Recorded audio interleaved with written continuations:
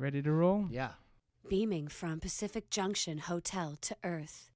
Yo, welcome to my Summer Lair. I'm your host, Sammy Younan, and welcome my guest, Ali Hassan, whose bio on his website is funny because it starts, Ali Hassan is a stand-up comic, actor, and then chef comes out of nowhere. Chef. So it's stand-up comic, actor, and chef. One of those things is not like the other. Or is it? Shall we get into it? Is it weird for you to be on this side of the mic? Because you do a lot of like Q and other things, right, for CBC? Every day I'm on a different side of the mic. I'm never on the production side. I don't know anything about, like, I'm looking at your Device? control box device here, right? You can Yes. tell my vocabulary is very Yeah. technical. I just get a little nervous around that. I have an IT degree also, so it's very, very embarrassing. But Yeah. I'm not good. If I have a guy doing the technical side, which I do, I have a podcast. My buddy does the technical side. It just makes my life so much easier. It's like a ball of stress, this Yeah. box right here. But what side do you like more? Like you said, you're on both sides of the mic, right? So I mean, I've been a comedian longer than I've been an interviewer of people, I guess. And I only learned in the last few years that I'm apparently a good listener. Like, there's people, like my wife would tell you, he's not really a good listener. Like, it depends who you ask, but the Yelp reviews. Yelp reviews might, yeah. But when I sit in front of somebody and it's like sort of a more intimate discussion that we're having, it turns out I'm a good listener and I enjoy talking to people. I didn't know that was a skill I had. So I've just discovered that in the last maybe 3 years, where they keep calling me back to do more interviews and stuff. But that wasn't my thing. My thing was self-promo, which I'm actually not really that good at. It just feels, like we have to. You've had Dave Merheja on your show. This is one of my closest friends, and he says this all the time. We have to get over these antiquated Canadian ideas of like it's so un-Canadian to promote yourself and all that, and it takes a while. It takes a while if you have a certain degree of humility and you attach that with your identity and your Canadian background. It's hard to be like, yeah, I'm doing some great work right now. Yeah. It's weird. But at the same time, I think where a lot of people kind of lose the thread is that, like, you're giving somebody something good. Like, if you've done the work, right? Yeah. Like, if you put in the Malcolm Gladwell 10,000 hours and you've done a lot of stand-up, because sometimes self-promotion comes across as like you're the used car salesman. Sure. Right? You're trying to Yeah. ambush them or sell them a lemon. Yeah, Come yeah, to the yeah, comedy right. club, right? Yeah, yeah, exactly. I might be funny. But after a certain point, you got to know that you're good at this. Yeah. And I think for me anyway, it comes from other people telling you enough times and you getting those vouchers. I went on a cross Canada country tour just for laughs. Brands these tours across the country, and I was one of 3 comics with Rick Mercer. I mean, if I didn't have a leg to stand on, I wouldn't be part of that tour. This represents Just for Laughs. This represents Rick Mercer. This represents comedy in Canada. So you have to be at a certain level. Yeah. So, sometimes you go, all right, I can take a breath and be like, I'm achieving good things. I'm doing good things here. Yeah, it's like comedy, right? Because when you first start out, you try and get up to about like 2 minutes, 5 minutes of good material, right? Yeah. And it takes a while. Like, people just look at these Netflix specials that come out and they're like, oh, it's so effortless. Like, Chris Rock's hilarious. So he just goes up and like, he's been writing that thing for months. And he runs it in clubs where he does it in like a soft voice, no emotion. And if it works with no emotion and it works in a small room, then he knows if he makes it big and grand and adds that Chris Rock flavor in an arena, he knows that it'll work well. And Yeah. it's so much work that goes into it, so much study. You recently, in October, you hosted a Q screen panel, and you were asking them about Dolomite Is My Name and Eddie Murphy, yeah. the Eddie Murphy Renaissance, Yes. as you guys called it. So you just mentioned Chris Rock. Where do you stand with Eddie Murphy? Like, is he somebody influential, or is The he other a night gateway he was comic? on Saturday Night Live, and it's like a regret. And I haven't said words like this in decades where I'm like, I can't believe I missed Saturday Night Live. But it's Christmas time. There's parties. You have to make some hard choices. And I had to choose not to watch Saturday Night Live. So this week I have to sit down, go to the NBC website, and I have to watch it. And I try not to get too mired in other people's reviews. But so far, people have been generally super positive about Eddie Murphy back on SNL. And I used to watch him on SNL as a kid. Him and Joe Piscopo had these great duo, Ebony and Ivory. They used to Frank Sinatra, Stevie Wonder. Yeah. So unbelievably hilarious. Gumby. And, Gumby was so great. Mr. Robinson's Neighborhood was so great. So I'm, that guy's part of my youth. Now, he's never done anything where I'm uncomfortable with him. You know what I mean? Whereas the other people who are part of my youth, my dad introduced me to Bill Cosby, for God's sake. He was like, you listen to this album, and this guy's very funny. Bill Cosby was safe though, right? Like there was no language, there was no, it was just like, you know what I mean? That's just it. growing up in Philly stories. Yeah, exactly. Yeah. And then became the least safe person to be around pretty quickly after that. But yeah, I feel great about Eddie Murphy. I feel like, and some of the stuff on Raw and Delirious doesn't translate now, and that's just, Are you talking about the suit necessarily? Well, yeah, exactly. That's I mean, you would look like a crazy person in the streets with that, but at that time, people were like, "What a badass this man is! Look at what he can pull off." The red leather jacket and all this. But no, some of the bits don't necessarily translate, but that doesn't bother me. That's he was well-intentioned, and he was doing what he knew at the time. He was a 19-year-old, 21-year-old kid. I mean, what perspective did he have at the time, It's the same thing with Richard Pryor, too, like being born in a whorehouse and those kind of, like, you know what I mean? Like, he saw all those drugs and the prostitution and stuff like that. So it's like, well, what did he expect his comedy to become? Or like, totally. Right? Like, you had to filter all that stuff out and, like, put it out. So it's a natural byproduct is what you're saying. Yeah. Exactly. And I think people have to understand time and place and context too sometimes, like, yeah, you might hear one Eddie Murphy joke from Raw and be like, oh, this guy was a misogynist or is today and always will be a misogynist. I think you can't paint, you just can't use that brush for everything. I think context is very, very important. Yeah. So to answer your question, Eddie Murphy was like a huge, I'm not going to say influence because at that age I had no idea what I was going to do with my life, but he was a huge source of entertainment in my life and a figure that I was so impressed with at a young age. So then were your heroes, I guess, for lack of a better term, than the chef guys? Because the cooking kind of came a little bit first, too. It was yes and no. There was people who were my heroes who I just loved. There's Jacques Pepin is this guy, older French gentleman. I met him a couple of years ago and got to sit at a dinner across from him. And he has an encyclopedic knowledge of food and his mind. I mean, this man is in his late 70s, early 80s. His mind is so incredibly sharp. And just watching him, because I was like really kind of like a food purist. I love this guy. I love the guy named Ming Tsai. I even like early Bobby Flay. He wasn't a showman yet. He was just a guy doing creative things. But then when I would watch like the Emeril Lagasse, I don't know if you know who Emeril was. He would be like, now I'm gonna add some garlic, maybe a little bit more garlic, and then the crowd would go, ooh, garlic. I was like, I'm so embarrassed that this is happening in the world that I live in. Yeah, that people are freaking out over garlic. It sounds almost kitsch or something. It's so kitsch. Yeah. It was so corny and hacky, But so you would watch the Food Network, and you could be like, that guy's great. And then you'd be like, that woman is unbelievable. This woman, Sarah Moulton, she would do cooking live. So it'd be a call-in show. And people would ask her live. And she was never stumped. You couldn't stump that woman. She always had the answers for everything. And then you would look at some guys and you'd be like, this clown, I could do better than him. And that's very naive to have zero television cooking experience and be like, I could do better. But that happens everywhere. Yeah. There's tons of kids who try that in comedy. This guy's a comedian. He's wearing a tracksuit on stage and he did a joke that didn't do well. I'm funnier than this guy. Right. I crack him up at parties. Exactly. You should have seen me with my 3 friends in the basement the other day. Everyone was laughing. They were dying. And then you get on stage and you see it's a completely different animal. And it doesn't translate is this thing that on? well. Yeah. There's a lot of is this thing on moments. Or with some people, there's like, that crowd was so weird. Were they?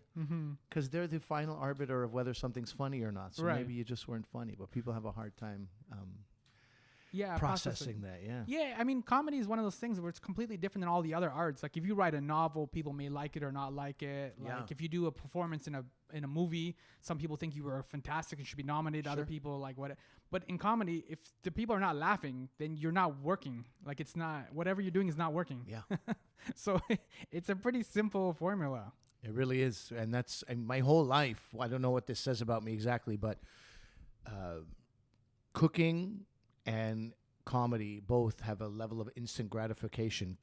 Food, you had to wait till the plate come back and you go, they didn't eat the ribs. What kind of monsters are these people? Yes. And then like 3-4 more plates come back and you go, okay, well, I guess the ribs weren't that good. They're probably a bit bland. So you work on it. I've never made not delicious ribs. I'm just saying that, for example. I pride myself on the ribs that I Okay. make. But, food comes back, and often the sides that you would make to accompany the main, you're like, I want this to be eaten too. Especially as a caterer, you're like, I spent money on this, and I took effort to make this. So I want this stuff to be enjoyed as well. And when it isn't, you have to go back to the drawing table and be like, how do I make this more flavorful? So comedy was a very similar thing.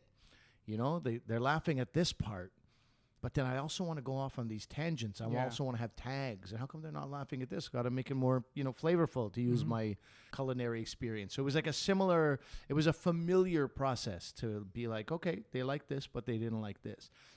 So picking up on that thread, then is the way that you assemble a joke when you're doing stand-up? Is it the same way that you assemble ingredients for when you're making a dish or something? You make sure that it's not too salty, or you have to make it more saltier? To some degree, it is. There's definitely some parallels there. Like I consider myself to be a good chef, but there's chefs that are much, much better than I am. Leave me in the dust, make me irrelevant. However, can they do the things that I do in front of a camera, for example? Can they use the same collection of spices that I use to create certain flavors? Maybe not. They might be a great French chef, or they might be a great, Italian chef. But can they make something that's sort of like, Thai inspired with Indian flavors and like really like hitting a bunch of different senses and corners of your mouth? And no. So you use what you have available to be the best that you are. So it's the same thing in comedy. There's people way funnier. Anybody you'll find people funnier than them, but can they be funny in the same way, in the same stages and all that? I've recently learned that I can be a funny in a sort of a one-man show, a solo Interrupted? show, Muslim Interrupted, and I'm working on another one after Muslim Interrupted. We kind of, in March, we'll be sort of putting the nail into that, and I've got a book deal to write the book of Muslim Interrupted. Oh, nice. So High I've five for that. literally seen this thing to its logical conclusion, or I will have by the fall of next year. So it's time to start working on the new show. And in my mind, when I started doing comedy, absolutely inconceivable that I could be on stage for an hour and 30 minutes. That's crazy. We're just getting 5, 5 was a big deal. And then 10, man, I got 10 minutes. And if I riff for a few minutes, I can do 12. And then somebody would come along and be like, do you have 20 minutes? And you go, yeah, I have 20 minutes. Hoping to God that some of these bits you've cobbled together can make, plus crowd work, and you can get 20 minutes because they booked you on a show now. But an hour and 30 was so crazy. And now you write these shows and you work them piece by piece, and you work them in 5 to 20 minute chunks at storytelling shows, at comedy shows, and then all of a sudden you're like, this is how it's done. It's unbelievable. That's how Muslim Interrupted kind of got started, right? Where like you would start doing these jokes, I guess. Well, Muslim Interrupted almost happened by accident, I would say, because I was doing jokes about my family and my kids asking me about Islam, and me being, woefully unprepared to answer their questions. And then I would sort of go and kind of make fun of myself, a little bit of my kids and their questions, but mostly about myself and how I'm not able to answer these questions. And then people would say, repeatedly, oh, that's interesting. I didn't know that about Islam. That's funny. You should keep doing that. And I'd be, I thought that was a common knowledge. Whatever it was, Muslims fast for the month of Ramadan. Yeah. Or Muslims pray 5 times a day. I thought this was like this sort of basic stuff that you learn, overview of Muslims. And people are like, I didn't know that you guys do that. I didn't know you guys went to Sunday school. I'm like, yeah, that was the most horrible 10 years of my life, man. You didn't know about that? Oh, okay. So start talking about Sunday school. All of a sudden, I'm like, I have 20 minutes on Sunday school easily if I think about it. And then pepperoni, my unnatural love for the forbidden fruit, which is pork. 20 minutes easy on that. And people be like, I didn't know Muslims couldn't eat pork. Yeah. I'm like, I thought this was a basic. So now all of a sudden, it was this new feeling of like, I'm informing people. Educating might be too strong. I can't be walking around calling myself an educator, but at least I'm informing people while entertaining them. And I don't know, somehow that gave me real incentive. It excited me, and it gave me a real incentive to keep working on this same show. And yeah, so we went from like 45 minutes to an hour, and then an hour and 30 eventually. And it's been just like a wild ride from this concept that came up just out of my failings and my shortcomings in my home in 2016. And your love of pepperoni. And my love of pepperoni, which is some people might call that a shortcoming. I call it God's gift. But Yes. I turned it into a show and got to tour around Canada. I've done about 30 different cities, 30 different shows. It's been wonderful. And now a book. I mean, really, Yeah, yeah. what has pork not given me, for God's sake, people? This is incredible. Yeah. So is that the title of the book? Was Pork Not What- Given Me? Yeah. If not for pepperoni, where would I be? By Ali Hassan. Yeah. That sounds like a bestseller right there. That's New York right. Times for sure. Yeah.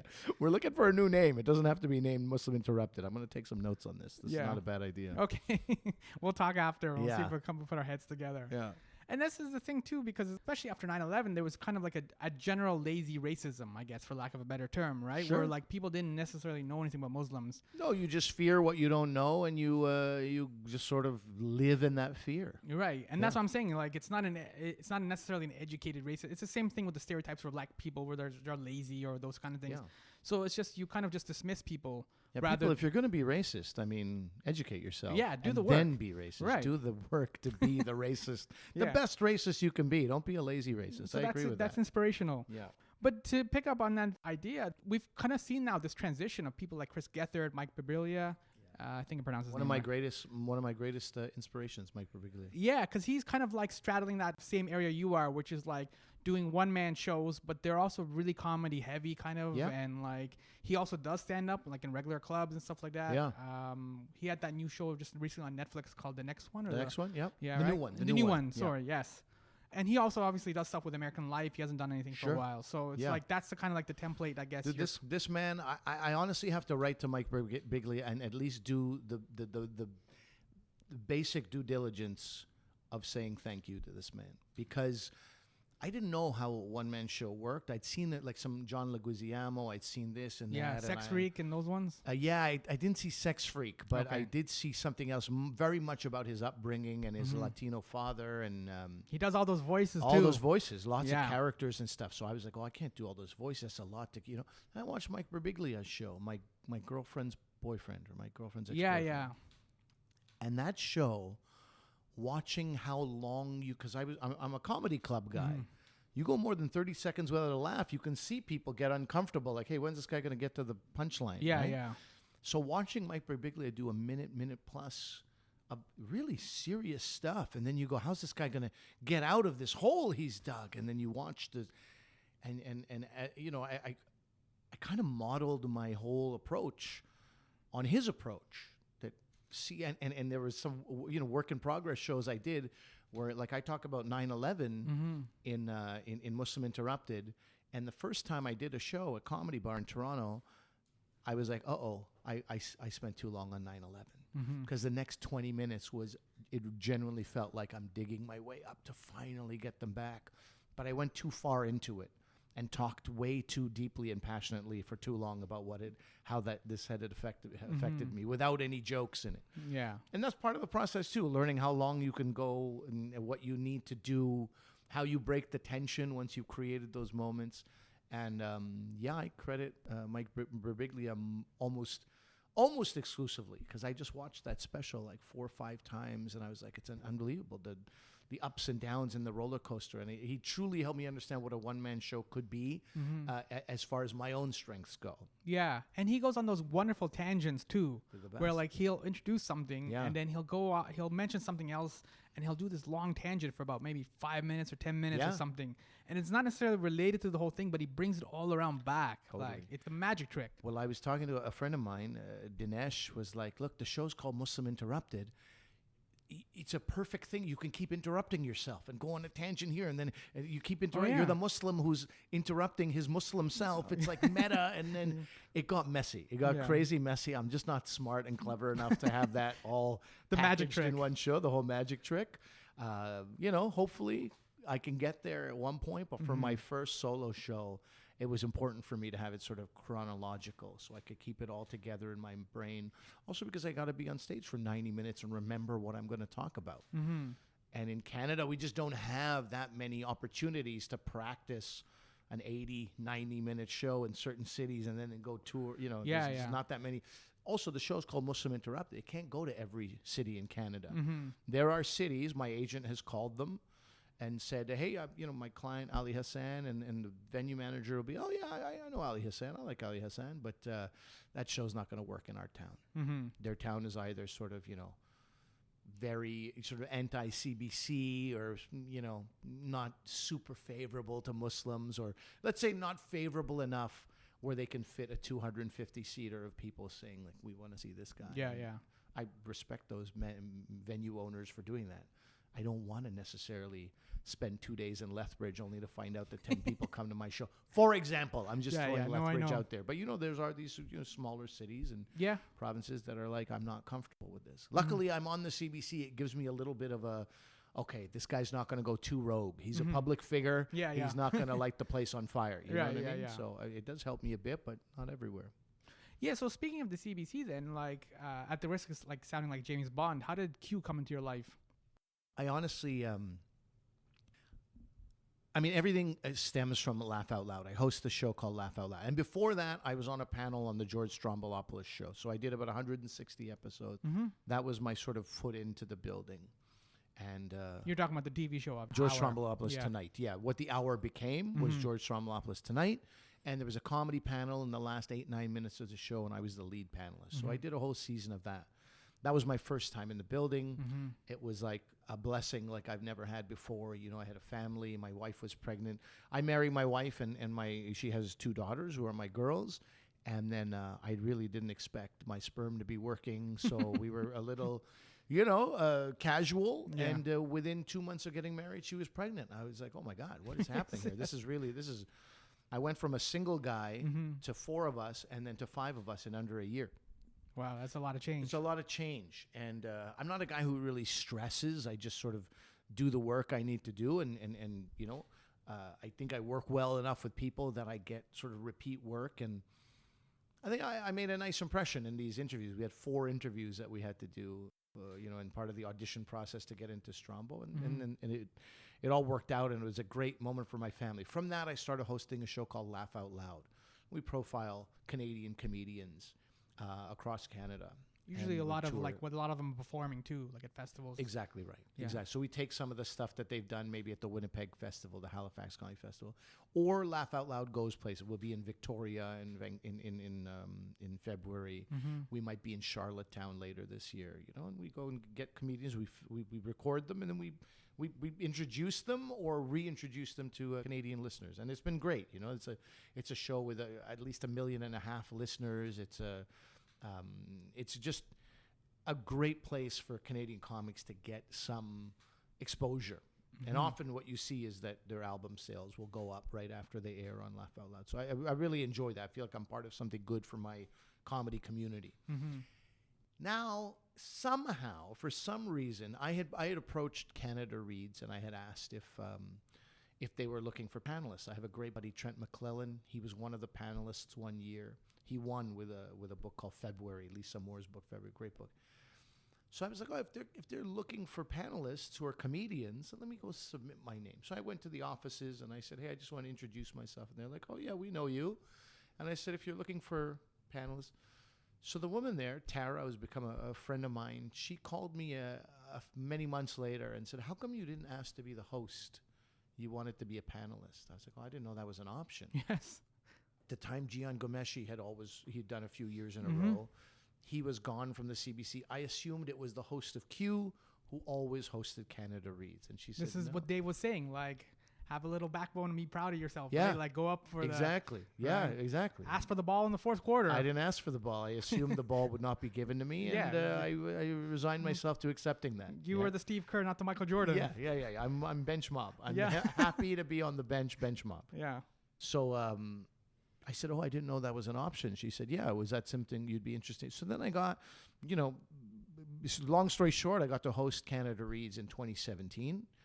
And from that, the executive producer of Q was like, hey, if you can handle 5 people at once, you can definitely talk to one person at a time on Q. Would that be of interest? And I said, yeah, absolutely, that would be. And then that's, I've been, every time Tom Power is on vacation, I'll get a call. Or if he has pneumonia, which is kind of often because his hours are insane. Yeah. He runs himself ragged.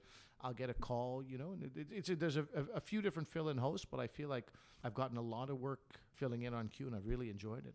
So we were talking about how with comedy, like a lot of people just don't realize you put in all this work to like make the bits and stuff. Can you give us a little bit of a snapshot of what like Q is like behind the scenes. Yeah, Q is so. It's one of our biggest flagship shows, like in Canada. Yeah, absolutely. Yeah, you know, it's a premier arts and culture show on radio, and it's an incredible team behind the scenes, actually. So let's say I'm going to interview. I'm trying to remember his name. He played That 70s Show. I can't believe I'm blanking on his name in this moment. Oh, Ashton Kutcher? I know the other guy, the tall, lanky dude who's had quite a career. He's got quite a range. Topher Grace? Topher Grace. Okay. So let's say I'm interviewing Topher Grace, which I've done. He's in a new movie with Brad Pitt and a few other people. Okay, so number one, I got to watch the movie. Number two, I got to look at a bunch of different clips, past interviews of his, and read past interviews he's done. And if there's research on the movie itself, ask all that. So in the 15 to 20 minutes, I go and research a bunch of different things that could come up.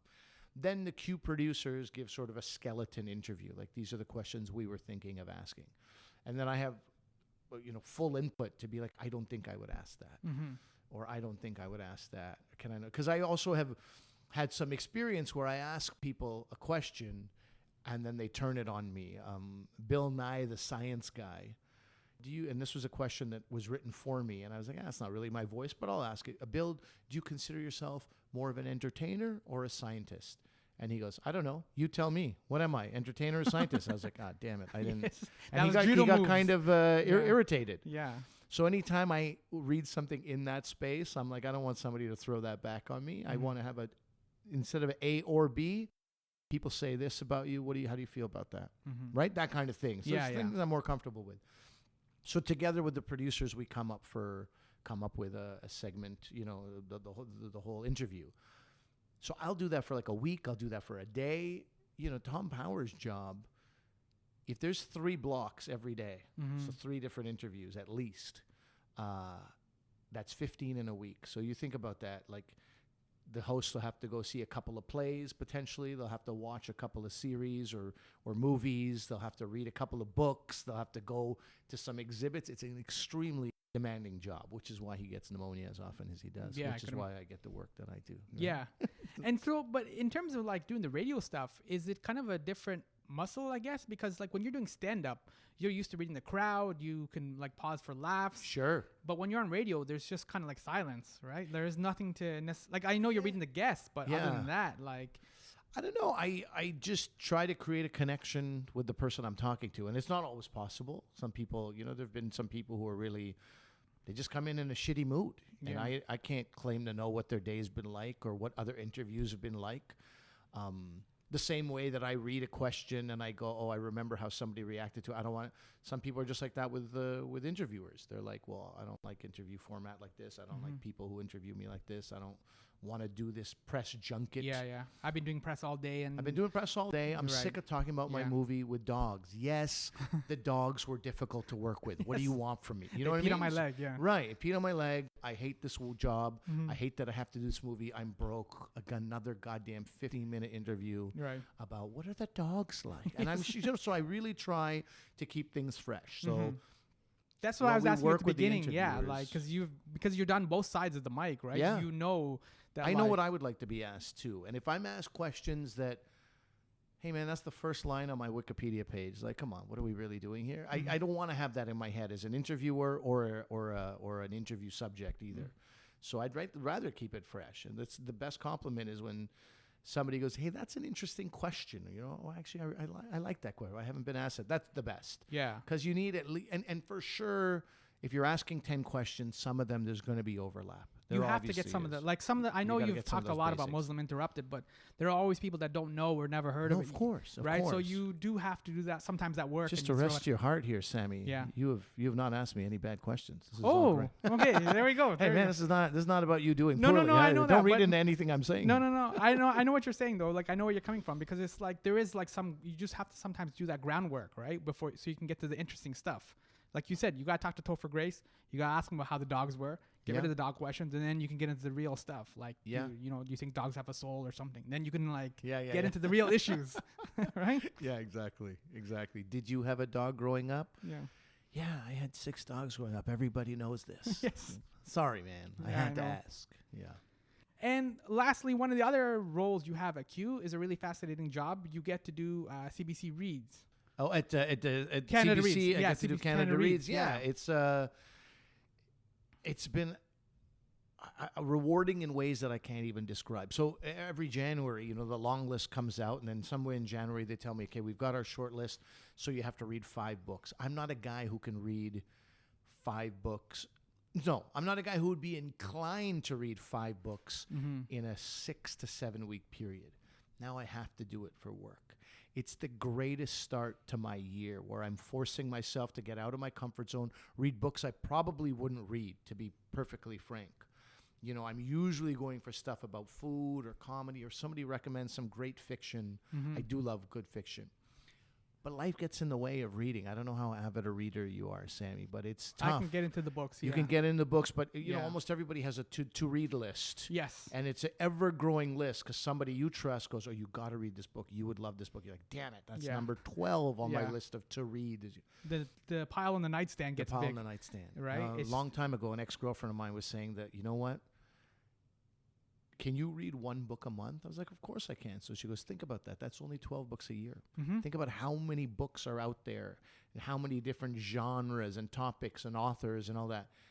And that's only 12 books a year. That's not even like half an nothing. indigo shelf or No, anything. that is nothing. And I was Yes. like, damn it. And that made me feel very insecure about the reading level.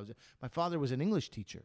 Oh, so pressure's on. We had 10,000 books in our basement. He had his own library in the basement. So I feel like a failure when I don't read. So Canada Reads does something for me personally where I get to be like, take that, Dad. Huh? Yes. Stick it in your butt. Yeah. He's passed away. But I would say that to him. You if should he was open around. every Canada Reads with that. Like, this Stick is it another your in butt, his Dad. face. Like, Yeah, exactly. Didn't think I could read, did you, Dad? yeah. I'm just an emotional wreck at the top. The panelists are like, hey, are we ever going to be able to speak about our books? Not now. This is about me. But I just love that for myself. Then the other thing I love is that it gets very passionate, very fiery often. And at the end of the day, it's like, are we arguing passionately about literature? There is hope for the society in a way. You know what I mean? Like, I'm not a confrontational person who desires argument, but to be in the sea of it and hear people so passionately champion books and the reasons why they're championing books and the issues we should be talking about, I just love it. I love being part of it. And the Canada Reads team is another, what a ridiculous predicament they find themselves in. They have to pick 5 panelists from different walks of life. So you can't have 5 people who are all left-leaning liberal. Right. You want to find some people who are sort of right-wing, or not maybe right-wing, but right-leaning, or, fall right of the center in their political beliefs. Then you want to have people who literally their voices don't sound the same. Otherwise, for radio, it's like, man, who's talking right now? Right. So the actual quality of their voice should sound different. Then their own personal views, their own background. You can't have 5 people from Toronto. So where they come from, then their socioeconomic background, then the books that they've chosen. So it's like Canada Reads. a Canada Reads. It really has to reflect Canada. So it's like a crazy job that they have, and by the time it comes to me, a lot of the work has been done, and it's a wonderful thing to be part of. And that's just because I was in the building, I asked about something, and then I got something else, and it's been a wonderful thing. Yeah, they posted on their website the long list of 15 books will be released on January 8, 2020. Yeah. And then the final books and the panelists who will be defending these books will be revealed on January 22, 2020. And then the debates themselves will take place March 16 to 19, 2020. This is usually about the same time. About the same. This is 1 week earlier. This is during March break. So this will be, I mean, for me, I love it because that's a lot of kids will come to Canada Reads. Their teachers will bring their English class and this kind of stuff, or they'll watch it in school. So this is March break. So we should, we hopefully hear from a lot of kids who were forced by their parents or something to listen to it or watch it on television every afternoon. And so with Canada Reads and like Muslim Interrupted, you like have these larger, broader conversations. Like these are national conversations. These are things that are affecting a lot of people, different experiences. Do you feel more comfortable kind of initiating these things? Like you said, you're not confrontational, but you are initiating a lot of these cool conversations. Yeah, no, that feels great. When I say I'm not confrontational, I mean I'm not a guy who, I have friends who are just born contrarians. Even if they don't believe in something, they'll say the opposite. They'll say something just because it's the opposite of something. You know, they weren't hugged by their fathers as children. Yeah. You know, what can I tell you? I don't know. They have no love in their life, and they need to always be like disagreeing with people. That's not who I am. But They hate that Topher Grace dog movie. Exactly. Right. But if I genuinely disagree with somebody, I'm not afraid to talk about that.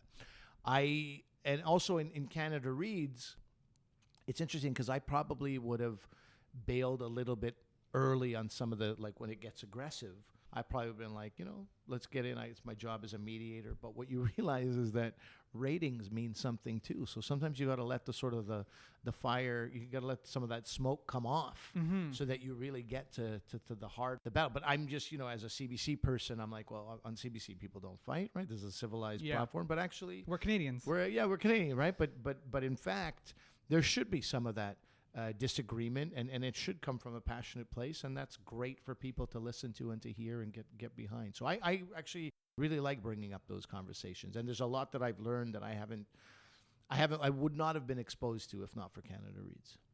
And speaking of exposure, you are closing out 2018 with Dave. 2018? Oh, Where sorry, are you, 2019. buddy? Where are you? Yeah, 2019. 2019, I know. You're going to have a tough time writing 2020. Yeah, I'm always the guy on the checks who like has to keep crossing it out. I don't know. You're closing out 2019. There we go. Yeah. With another performance, I guess the final performance with We're Not Terrorists with Dave. We ain't terrorists. We ain't terrorists. Come on, we did bad grammar on purpose. Yeah, and especially Dave too. Especially Dave. Yeah. He started this over 10 years ago. I think about 12 years ago he started this We Ain't Terrorists tour just to give a platform to sort of what he calls, you know, brown and beige comics and comics from Middle Eastern and Muslim backgrounds. They weren't getting on stage as much at the yucks or at the clubs. And he was like, I want to do this show. I want to do it, and I want to bring some of these comics with me. And he got to tour a little bit, and then he met me in 2007, 2008 in Montreal. And I always say the best thing about Dave Merhesh, especially at the time, he doesn't really say no to anything. Somebody wants to interview him, he goes, all right. Somebody wants to like take him somewhere and talk his head off about something. All right, cool. You know, and so I was like, hey man, could I host the show? He was like, all right. Yes. I don't think he even seen me do comedy. I think he just agreed because that's who he was, an agreeable guy. Much less so now, meaning that he has his time is much more precious, so he has to draw lines and have boundaries. But he just got me on sort of like that, and then it just became a thing where he and I worked so well together that it just became us. And so we toured last year. We were in Saskatoon and Edmonton and Vancouver, which is great. And this year we're doing this, and it's the last one because I think this theme of We Ain't Terrorists, I think we can move on from this. I don't think we have to explore this theme the way we had to in 2008. You know, so it's not to say Dave and I won't work together again, but as far as this We Ain't Terrorists thing about, you know, the touring we've done and the reason why we've done all this, you know, to get I think people get that we're not terrorists at this point, right? I think we've hammered it in, you know. But we still have a wonderful time on stage, and it's a great sort of duo show, and we have a couple of great openers as well. This guy Mo Ismail and Noor Hadidi are opening for us. And Comedy Bar, if people don't know, is a great venue. It was half sold about 4 days ago, so it's only like 110 seater. So if people are interested in that show, call in, see if you can still get tickets, and hopefully you can. Yeah, Dave's on fire too. He's had a great year because he started off with that Netflix special. Yep. Yeah, day one, January 1st was that Netflix special. Right? That's it. Now I'm back in 2019 now. Now you're back, and now you're in the right place. Yes. Yeah. There we go. Yeah. I'd get there eventually. So Yeah. he's definitely had like a great year, right? He just got off set from the second season of Rami. If people haven't watched Rami, that's a fantastic show too. One of your Egyptian brethren. I'm not sure if you supported him and watched Rami the show. Youssef? Yeah. I saw it first season. Yeah. Yeah. So it's great. Yeah, it's funny that show because it's like I know some of what you're talking about with like Muslim Interrupted. when white friends would watch that show, they're like, I didn't know this. So like, there's a little bit of like dirty laundry aspect to it. Sure. Like, this is the things we do. Yeah. This is the way we joke. And like, exactly. I'm like, don't tell them all of this stuff. Don't tell them all of this stuff. Right? But that's the truth. And I respect Rami for that. You know, we all have an uncle who thinks 9/11 was an inside job. We all have that guy in our family. Right. We don't want people to know about that necessarily, but hey, man, it is the truth. And it's like, you know, most white families have that racist uncle or aunt where they're like, oh man, like, I don't know if I can bring my Egyptian friend to dinner at Christmas because that's going to be weird. Right. So we have those guys too, you know. What are you going to do? Every family has their weirdos, and bring it out. May as well bring it out and make fun of it, I think, rather than keep it completely bottled up. So where can people find you online to discuss either CBC, cooking, or comedy? Stand Up Ali. I'm a branding genius, bro. This is the best thing I ever did. Stand Up Ali on Twitter, Stand Up Ali on Facebook, on Instagram, and online it's standupali.com. You made it really simple for people. I made it simple, man. I Yeah. got friends who are like, you know, the real John JF on Twitter, and then, you know, Hack Supreme on Facebook, and then Instagram is like, wouldn't you love to? You're like, well, I can't. I don't even remember what your real name is anymore. Yes. Yeah. And after we get off the air, you're going to tell me the secret and the recipe for your good ribs? Oh, yeah, for sure. There's a lot of ways to go, man. There's a lot of ways to go. I'm a rib guy. So Are you? Yeah. I like lamb ribs and goat ribs lately. Whoa, you're going deep, eh? Yeah. You have to explore, you know. All Pork ribs are never going away. They're always here forever. yeah. But just to get like some different flavor in. All right. That's an inspirational note. We have to end it there, right?